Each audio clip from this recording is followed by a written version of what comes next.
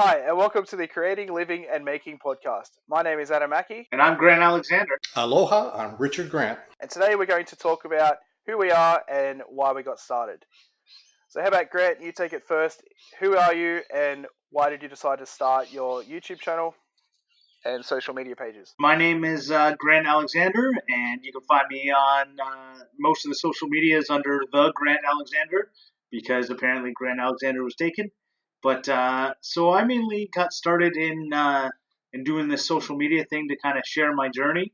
I had a son about 2 years ago, and I started making things for him, and I really wanted to document that.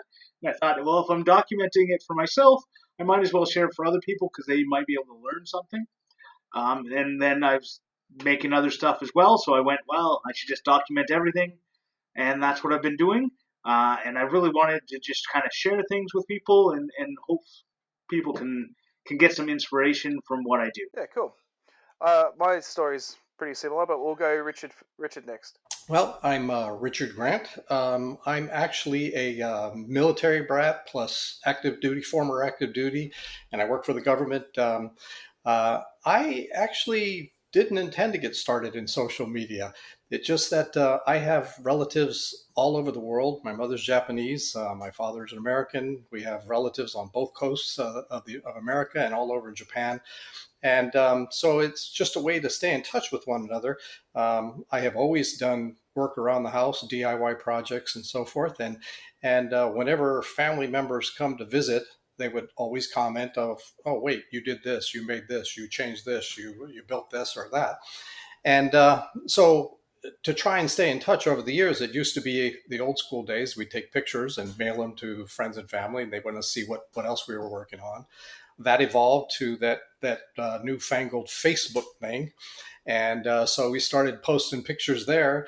And unfortunately, my parents aren't the youngest in the world, and my mother has never touched a computer.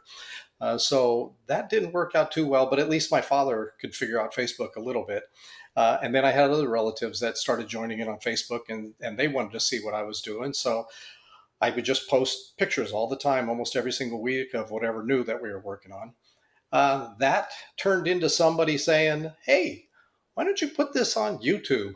Like, what's a YouTube? But okay, we'll figure it out. So we started with posting videos instead of pictures, and we just put it out there. We knew nothing about YouTube. No, I take that back. We watched videos of it, but we didn't think much of it as us doing it and sharing it with other people in the world.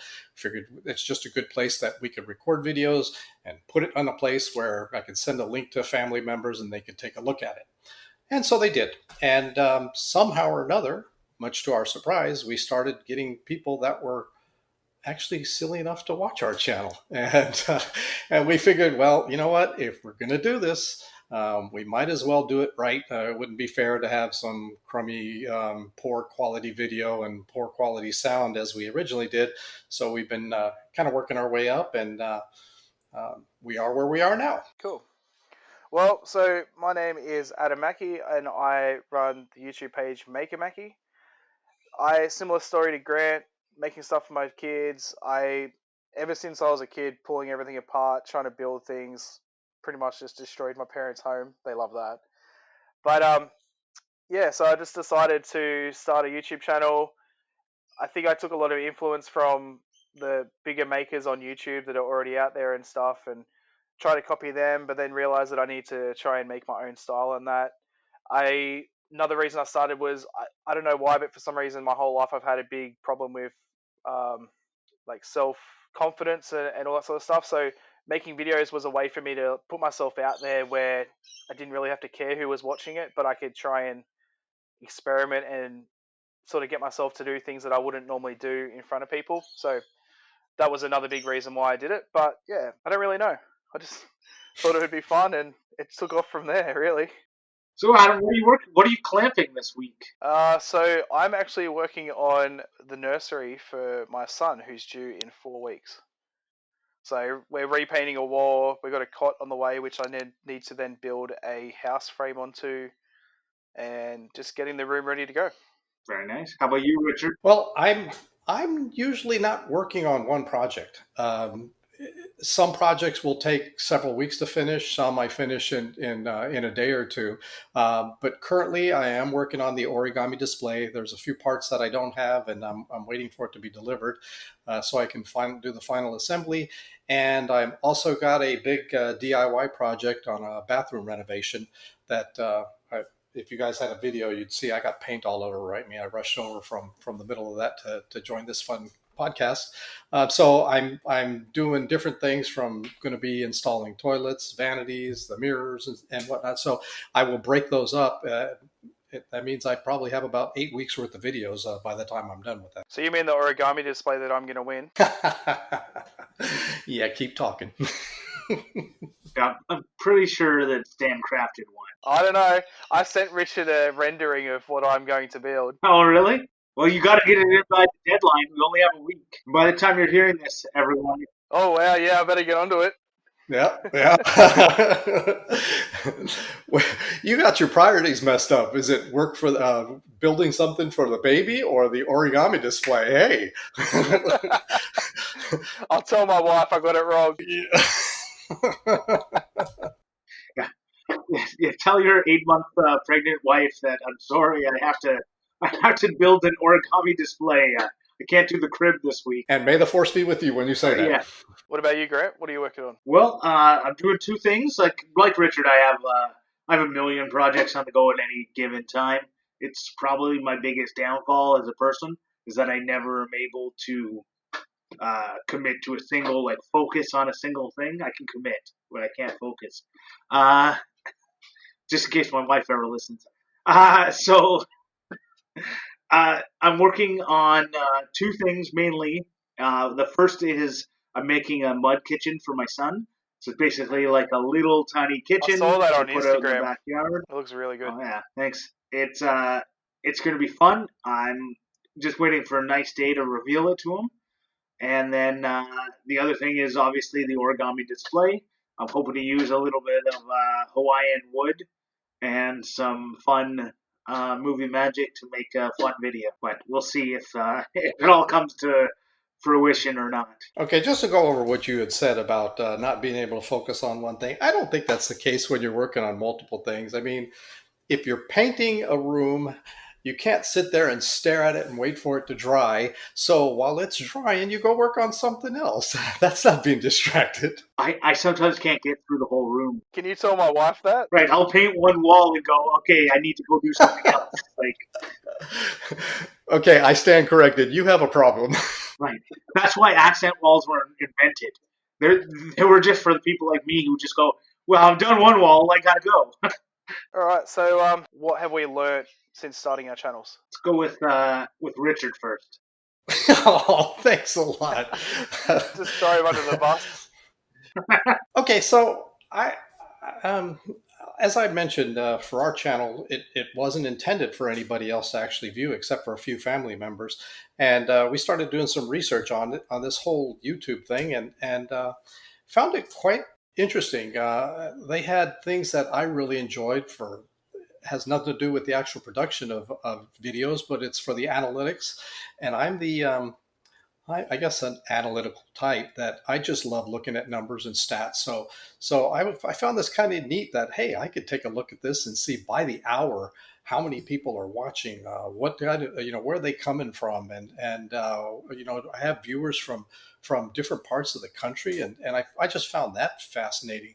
So I started digging into it a little bit more and became part of a group in YouTube as well, and learn more tricks and trades, better ideas on how to use cameras. Little by little, we've upgraded our equipment. We still don't have the best, greatest in the world, but it's been, hey, let's try this. We've been using this $10 microphone. Let's try a $20 microphone.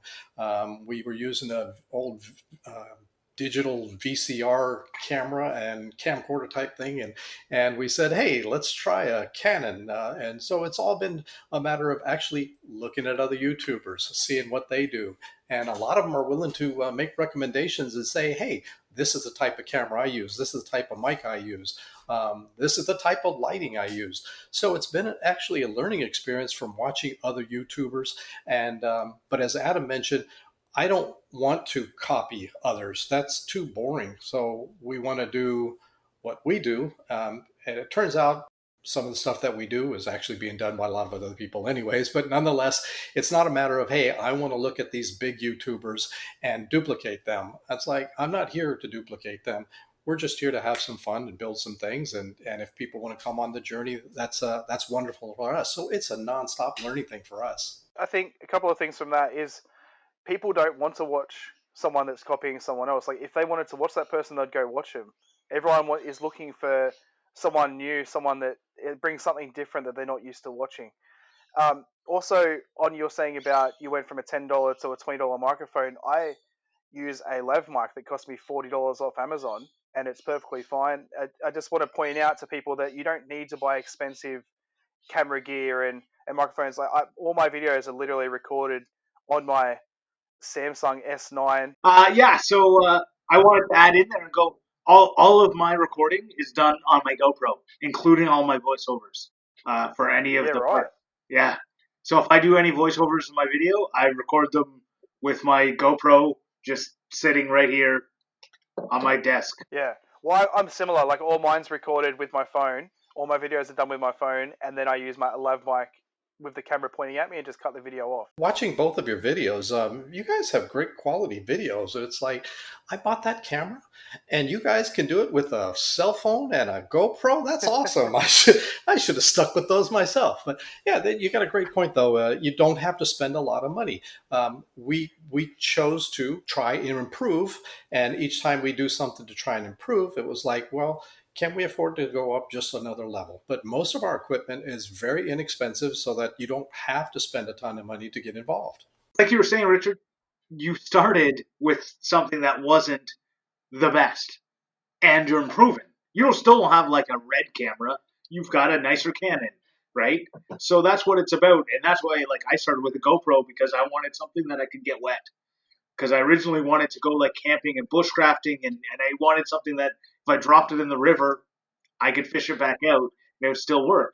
So that's why I went with what I went with. But if I'd wanted to make really great YouTube videos, I would have spent that money on a digital SLR. Actually, Grant, that's probably a good idea because I saw one of your videos where you actually had a ball bearing incident that went shooting all over the place, and it was probably a good idea that you didn't have some expensive camera that got shot up with BBs. Right. And if you watch, I drop my camera all the time, and I sometimes include those footage in the thing. But I think, like for me, yes, I record on my phone and everything now, but I do eventually want to upgrade to a camera. I think upgrading to a camera just adds benefits. Like you can have different lenses. I really want to have a camera with a wide angle lens because it's quite hard to edit when you've got such a small area to work with. You can't really zoom in and all that sort of stuff. And then not just that, it's actually really annoying recording but not being able to look at my phone while I'm actually recording, or I don't get photos for Instagram and stuff because my phone's in use and all that sort of stuff. So I think eventually my plan is to upgrade to a camera, and I think I'm going to do that before a computer because I actually edit on an iPad, but I find an iPad quite useful because I can do it on the go. But I think a camera I definitely want to upgrade to. But then in saying that, I'm still going to use my phone for other shots, other angles, finishing shots. I've got a gimbal for my phone, so like I'll probably use that to do all the finishing shots and all that sort of stuff. So even though if I upgrade to a camera, I'm still going to use the phone because it's that just as good quality. Going back to the original topic of learning, that's actually a good point I'd like to bring up is that we mentioned that we got new cameras and so forth. And the truth is, I have no idea how to use 95% of the features on the camera. So yeah, I got a nicer camera than I used to have, and I don't know how to use it. But I've actually found some YouTube pages that have a full tutorial on how to use that particular camera that we're using. And so I've got that set up, and I plan on start learning from that. So it's a nonstop learning. It's not just about woodworking and DIY. It's about how to make a good quality video that people can appreciate, how to record, how to edit, and so forth. And now for us, the next thing to learn is how to properly use our camera. Well, there's a YouTube channel I've been watching lately, just obsessed with and binge watching all their episodes. But They got like 2.5 million subscribers, and I actually look. It's funny, since starting YouTube, I tend to look at how things are edited and what like cameras and stuff they use, and I've noticed that half their shots are actually filmed on a phone. They they they they have really expensive cameras because they're a vlogging channel, and there's two of them. They have a big camera each with a big dead cat on top and all that sort of stuff. But then half the time they're using their phones as well. So it doesn't matter how big you get, you're still going to be using what you can to get the shots you need. Right. Like I use my phone for any close up because I use a GoPro. So on the opposite side of you, I have to zoom in half my shots because I have such a wide angle. But yeah, I use my phone for any time I need to do anything close up because I can put my GoPro right next to something and it's still not close enough. So I'll still be using my GoPro. And once I finally upgrade like you to a real camera, I'll be using my GoPro and my phone and the camera to get all the shots I need. Is your GoPro straight out of the box? Like, have you used it straight out of the box, or have you changed settings on it and stuff? Because I've had one before, and it was so like I feel like it didn't have the quality I expected. With the GoPro, it's a Hero 7 Black, and Yeah. it's the quality is amazing. Like you see my videos, I don't do anything at all.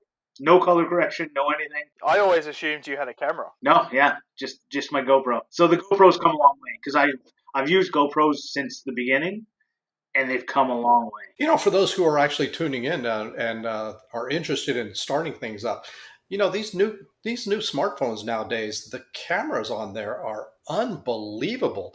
I tell you that some of the cameras that are out there right now are probably better than professional cameras of 5, 10 years ago.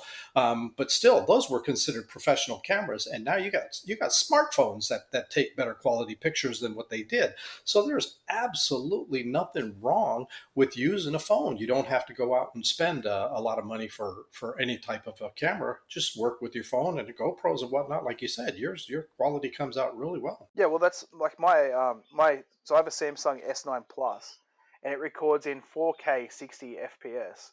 It actually records better quality than like a $350 mirrorless camera. Well, your Samsung costs more than $350. That's Yes, true. but it's not in addition to like a phone's something everyone has, you know, and most, well, not, I won't say most because I know a lot of people don't, but like a lot of people always want like the best phone and have the best phone, so they've got the quality already there. Yeah, it's true. Yeah, I have a Samsung as well, and it has a great feature for bounce, preventing bounce, and I can film while we're hiking or something, and it comes out clear. It's like, wow, that works better than my camera. So yeah. That's funny because I bought the gimbal for my phone to get the finishing shots, Oh. and then found out afterwards that it actually has in stabilization built in, and it doesn't really add much difference to it. But the good thing about the gimbal is it has like the controls to do the rotation and stuff, so it's not just the stability. So, Adam, how about you tell us some things that you learned since joining to try and bring us back around to the topic at hand? All right. Well, one of the things I've learned is that when actually like editing and putting out videos, it's less about quantity and more about quality. So you get these people that put out like a video every 2 days, but it might not be up to the quality of someone that puts out a video once a week or once every 2 weeks. And I've found that a lot of people that put out the video every 2 weeks, they're not going to have the audience retention that you would have for someone that has a good quality. Like you look at someone, say, Jackman Works, who puts out a video maybe every month, but everyone that watches his videos watch it all the way through because Mm. it brings the audience in and people want to watch it. Whereas I'm not going to say any names, but you might get someone that puts out a video every week and they're just sick of it because it's the same thing over and over and over. Yeah, don't say any names. Only name names in positive ways. No, not you. Uh, that's a good point, though. I actually, though, my first year, I put out a video every single week, working full time, putting a video out every week. And a couple of the videos were shot, edited, and rendered and uploaded all in one night to get a video out that week. And those videos did not do very well. So I learned my lesson after a year of pounding myself every week to go, you need a video out to go. I'd rather take 3 weeks, a month to put out a really good quality video, like the upcoming origami challenge. I've been thinking about that for months. But I'd rather put out a good video every 3 weeks or every 2 weeks than a shitty video every week. So that's a good point. So for those that don't know what you're talking about with the origami, check out Richard's channel. Yeah. Yeah, and I'm the same. So I used to be like that. So because it's funny, people don't realize, like, even I've only got 200 subscribers, but I'm still stressed if I don't put out a video in a month. It's like, yeah, but so like I used to be the same. I'd record a video and be like, I need to get this thing out because I haven't put one out for a month. And now I'll record a video and I'll spend a week editing it, trying to get it better quality into what I want. Even last time I put out a video, I forgot to edit something into it. Realized after I had uploaded to YouTube, removed the video, re-edited it, and re-uploaded. Whereas before, I'd be like, oh, whatever, it's a video, it's out. I think I'm a little bit different from most. Probably weird on one sense, but it's, for me, at least at this point, all this time that we've been doing it, I have felt no pressure. I'm a creature of habit. I go to the shopping mall. I try and park in the same area so that when I come out, I don't get lost and go searching for my car. I go to a restaurant that there's a particular item that I like. I order the same thing. And so for me, every day I look at my analytics every few hours. I know hour by hour how many views, how many subs at the end of the day, how many our final results are. And with that, every week it's like, oh, it's Saturday, I got to prepare for that, and I'm going to edit my video and put it out. So it's not a case of, oh, what am I going to do? I've got a list that's never ending, but it's not about YouTube. It's about these things that I want to do with the house, these things that I want to do with my wife, and it just so happens we do that together as a channel. But it's just a creature of habit. So I do the videos because I enjoy doing them, and so far we've been blessed. I don't feel any pressure on it. And I think you've got a really good relationship with your wife that makes it so that that's the thing you guys do together. Makes it a lot easier than I have to, like, that. I do almost all of my work on days that my wife isn't at home, or from when she goes to bed till midnight. So I've got a bit of a different thing there. My son's at daycare and my wife's at work. I can get a video done. Well, I will say Jennifer participates in the projects, but she does zero editing. She does nothing on that. So I usually do that at night when after she goes to bed too. Yeah. Well, in terms of things that I learned, I honestly didn't realize how much of a community there would be for people who make YouTube videos. That was the thing that kind of like blew me away, was how much I connected with real people also making YouTube videos, or making not even YouTube videos. There's Facebook groups I'm part of with people who only post pictures. Circa 10 years ago for Richard. He's graduated from that, but some people are still back in the picture taking a page. No, I'm just joking. But it's just like connecting with real people on this thing. I was very surprised about. That would be like the biggest thing that I thought, wow, like I didn't expect that. Yeah, I agree with that. It's pretty crazy. The maker community is huge. I never, until actually making my channel and that, didn't realize how big it was. Like it's crazy. Even you look at Instagram, half the time someone follows you on Instagram, their channel, like their page is not, like, it's a business page, or not business page, but it's, like so and so woodworking or something like that. It's not necessarily their personal page, and it just shows how big the maker community is when you have that many people following you, and like half of them are just post photos. Yeah. What do you think, Richard, about the community? Oh, I'm actually thrilled by it. I'm not exactly what you would consider a social butterfly. My wife and I, we just happen to have a lot of things that we enjoy doing together. So we kind of took it as, well, if it's just the two of us, we're making, doing things around the house and showing family, that's fine. But I've met a great group of people. You two, yeah, but no, I actually learned so much and made some great friends from this community, and that was definitely something that I had never expected. It never even dawned on me that there would be something like that. So we're coming up to the end of the episode. Let's move on to what we recommend for this week. Richard, do you have any recommendations this week? Yeah, I recommend a video from Stan Crafted. During this time of COVID, he put together a video on how to make a hacky sack. I thought, well, I haven't done hacky sack since I was a little kid, and I actually went out and copied him and made a hacky sack, and I've been doing that every day for almost a week now, and I got bruises on my feet for doing it barefoot, like at late at night, just before going to bed, just for a little bit of exercise, I guess. Check it out; it's a good video. What about you, Grant? Any recommendations? Just let me look for something because I totally forgot to look this up. You know what? Yeah, I do have a great recommendation. I rewatched a video today from Brett McAfee, Skull and Spade 13, where he made the hero's bow from Zelda, and it's just really cool that he literally took a log, split it up, turned it into a bow, did a little steam bending or I don't know exactly, heat bending of the wood, and forged a bunch of stuff. And it just is such a cool video, and it deserves way more views. All right, so this week my recommendation's actually non-maker related, but I've been binge watching a YouTube channel called Daily Driven Exotics.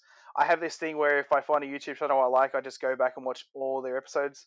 So I haven't really watched any other maker stuff for probably a month now. I need to go back and watch them. But anyway, so it's just a channel where they vlog their days driving exotic cars. But yeah, that's about it. Where can everyone find you? How about you, Richard? Where can everyone find you on the internet? Well, people can find me on YouTube under the channel name Poor Man's DIY with a nice little picture of, I guess, an animated type picture of myself and my wife.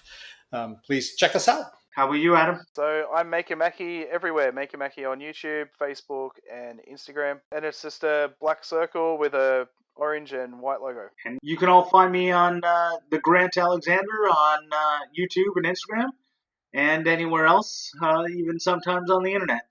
All right, that's it for today. Thank you for listening, and we'll catch you next episode.